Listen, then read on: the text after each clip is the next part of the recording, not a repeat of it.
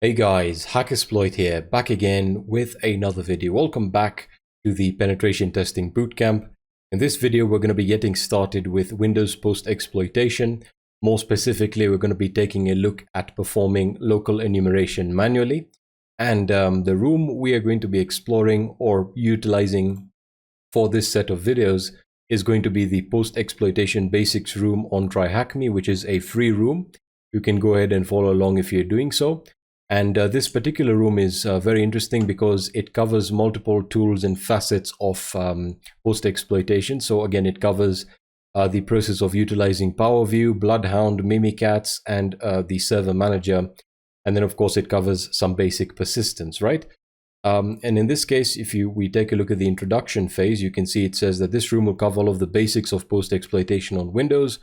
We'll take a look at everything from post-exploitation, enumeration with PowerView and Bloodhound, dumping hashes and golden ticket attacks with Mimikatz, basic information gathering using Windows Server tools and logs, and then we'll wrap up this room by talking about the basics of maintaining access with the persistent Metasploit module and creating a backdoor, right? Now this room is really not structured to be a CTF as it says here. It's essentially set up to teach you the process of performing post-exploitation, or rather the various tasks or tools that you can utilize after you've gained an initial foothold on the target system. Now we are going to start off with by taking a look at local enumeration, and for each stage here or each task I will be making an individual video instead of grouping it all into one, because that'll make it much better for you guys in the event you only want to have experience with one tool, or you only want to learn about one tool.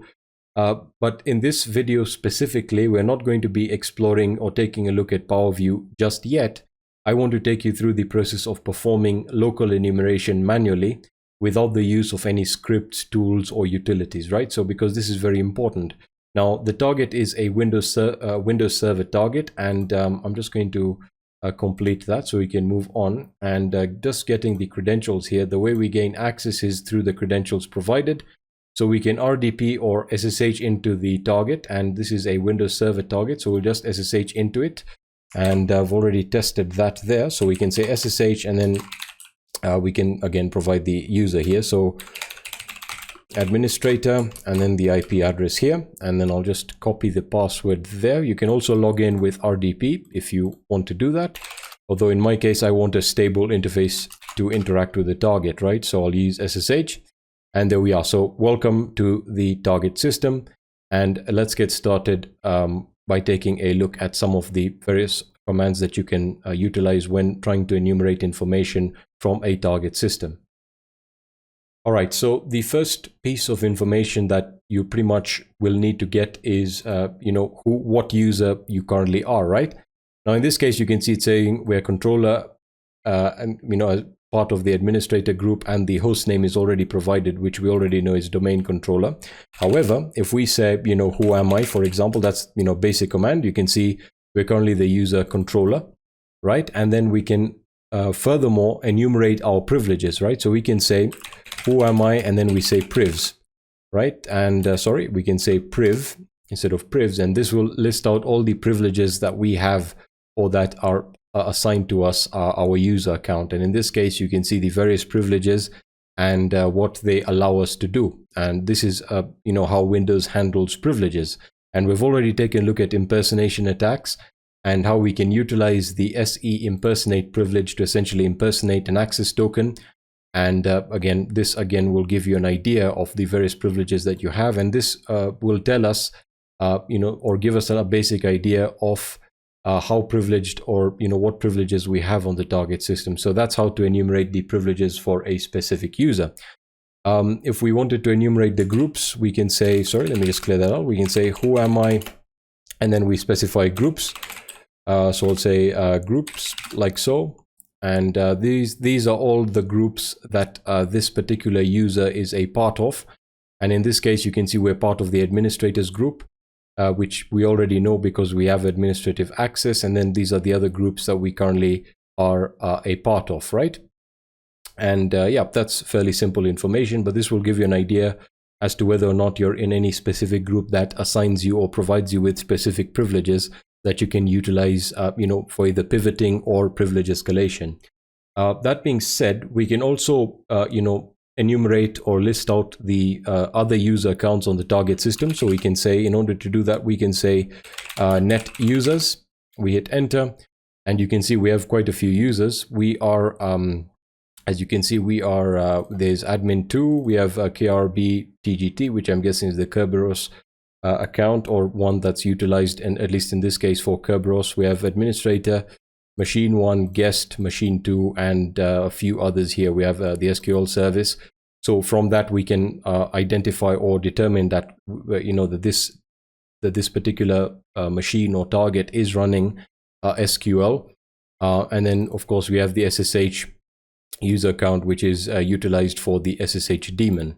And in most cases, or in most likelihood, this is OpenSSH, right? So that is how to enumerate the user accounts on the target system. We can learn more about a particular user account and learn more about what groups they're in by, of course, firstly getting their name. So for example, if we want to know more information about the user account admin2, we can get the user there. We can say net user, and then we paste in the username there, and this will display information regarding this particular user.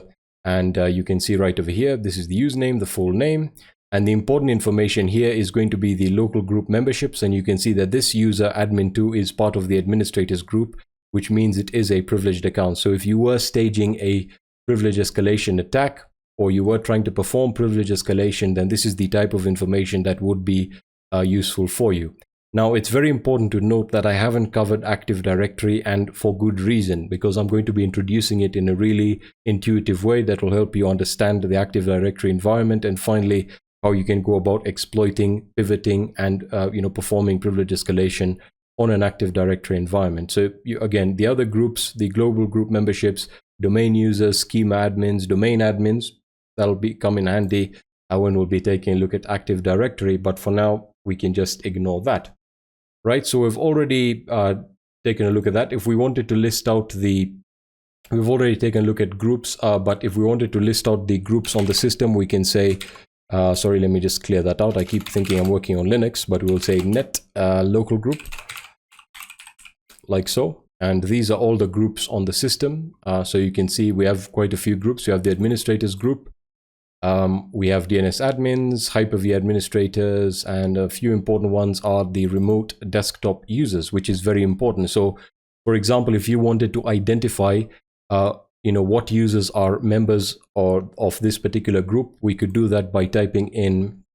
I'll just copy the group name. In this case, it's remote desktop users, and then I'll just clear that out, and then we can then say net local group. And then I'll just put this in quotation marks because it contains spaces. We hit enter. As you can see, this is the group here, and this group has no users. As you can see, the members of this group are granted the right to log on remotely. All right, and in this case, it did not list any user accounts. And you might be saying, well, how come we are allowed to log in via RDP? Well, that's because we are the controller user account. So again, that will make sense when we move into Active Directory. Just to summarize once more, if we wanted to, sorry, I actually cleared that out and we're running via SSH. So again, if we wanted to, again, list out the groups here, we can say net local group. If you wanted to, learn or identify the users that are part of a particular group, you can then just copy the name and then use the net local group command, which can be quite useful. Now let's move on to enumerating system information, and of course, system information that's pertinent to exploitation or privilege escalation in our case.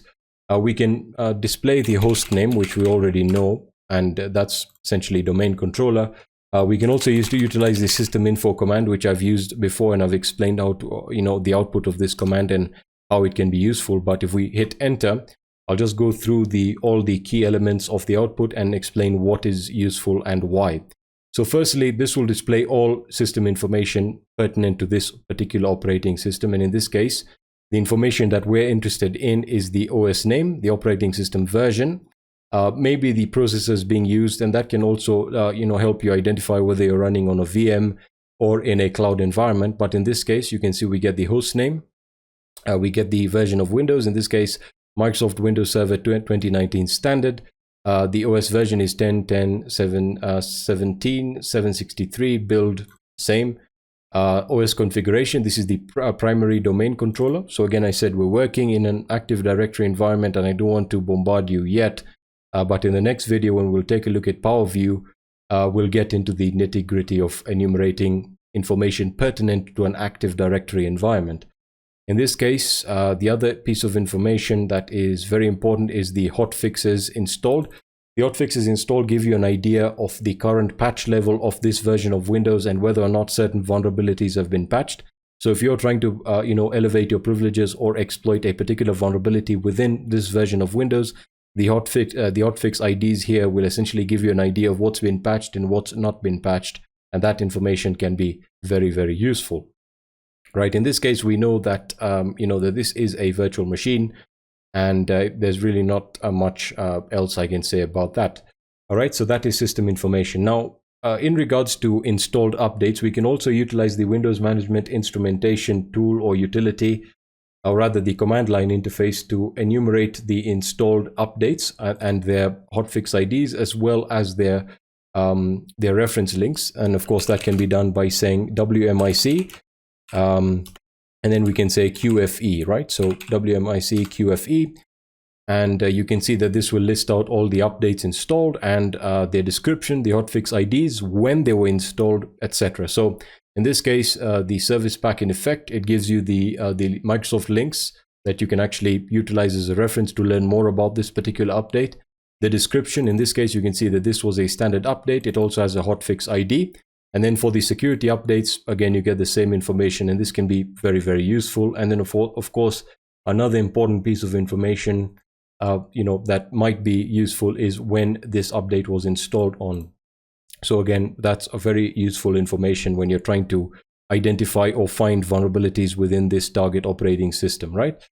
Now, the other piece of information that's very important to enumerate when working on a Windows system and really on any other system is going to be a list of services that are actually running. So we can enumerate this by saying task list, and then we say SVC, right? So if we want to enumerate the services, we say SVC, we hit enter, and these are all the services running, as you can see, the tasks and the services. So we get the image name, or rather the task, and then the PID and services. So again, this can give you an idea as to whether you have any third-party programs running on the target, whether it's running any antivirus systems, and of course you can identify that by taking a look at the running tasks here. In this case, we really can't find anything apart from the Amazon SSM agent, which in this case tells us that we are running on an AWS environment, right? Which is, I already expected that because we're working with TryHackMe. So we know that this is virtualized in a sense. And then, the other standard Windows services. So we have nothing malicious running here apart from the standard Windows services associated with Windows Server. All right, so that is how to list out the running services. Now let's move on to enumerating network information, or rather displaying the interfaces, whether there's more than one interface. Secondly, we'll take a look at enumerating the routing table, and then listing out the running services and the ports they're running on using netstat. So to do this, we'll start off by using the ipconfig command, and then we'll say ipconfig all. This will list out all the interfaces and their relevant IP information. In this case, the Windows IP configuration is as follows. This is the domain controller. The DNS suffix or the domain itself is controller.local. We can see that the DNS suffix search list is telling us this is EU West, so we know we're running on AWS, which again can be useful, depending on the environment you're working on. As for the one interface that we have, we can see that that's Ethernet, and it gives us information regarding the IPv4 address. And of course, this is we're actually accessing this through OpenVPN. So again, you need to take that into consideration. And then of course, we have the default gateway, which tells us exactly that, what the default gateway is, the DNS servers. That's very important when working in an Active Directory environment, so on and so forth, right? So if we wanted to display the routing table, or print out the routing table, we can simply say route print. We hit enter, and then we have our active routes and persistent routes. I'll probably be making videos explaining routing and the output provided by routing table, and sort of explaining what's going on. But we can see that it provides us with a gateway, and essentially the the actual routing of the network configuration here. I don't want to get into that right now, but if you already are familiar with working or enumerating information from a routing table, then this should not be new to you. Right. Now that we've done that, we can actually now display the running services and their respective ports. So if we wanted to identify what ports are currently open and listening, we can do that, right? So I'll clear that out. This can be done by saying netstat, and then of course we'll use the ANO option, and we hit enter, and we have a lot of UDP results. So I'm just going to let that enumerate. These are essentially, I'm not sure why there's so many UDP ports that are currently open, but we're reaching the end of the TCP, or rather the UDP spectrum here. You can see we have DNS running on port 53. That's interesting. And then of course, well, that's right over here, right? So the running of the open ports, we have SSH running. We have another service running on port 88. We have SMB standard, and then of course 3389 is RDP, and then various other ports that are currently open, and they're currently listening. So this will give you an idea of what services are running and the ports that they're listening on, and of course their protocol. In this case, we have TCP and UDP, and of course in the case of UDP, the most relevant one is going to be DNS, right? So that's very, very important. Okay, cool. So that is how to enumerate network information. The next piece of information we're going to try and enumerate is to identify and detect whether Windows Defender is enabled, right? Which is very important when you're talking about a penetration test or exploitation. And we can do that by using the SC query statement, and we then specify the service. In this case, it is WinDefend. I believe, yeah, it's WinDefend, and there you are. So this is the service name, Windows Defender. As you can see, the state is set to stopped, which means Windows Defender has been disabled for obvious reasons. This particular machine or this particular target has been configured to be vulnerable, primarily because when we'll be utilizing tools like PowerView, maybe Mimikatz and a few others, these may trigger the antivirus, or rather will trigger the antivirus, because we are running, this target is Windows Server 2019. We can also display or try and enumerate whether the Windows Firewall is active, right? Because that's very important when it will come down to, again, pivoting maybe, or trying to identify whether we are dealing with Windows Firewall, which can be very important. So to do this, we'll say netsh, and then we say firewall show state. We hit enter. And in this case, you can see the operating profile is set to standard, but the operational mode is set to disable, which means Windows Firewall is disabled. And then, of course, you can see the group policy version is Windows Defender Firewall. Again, that will come into play later on.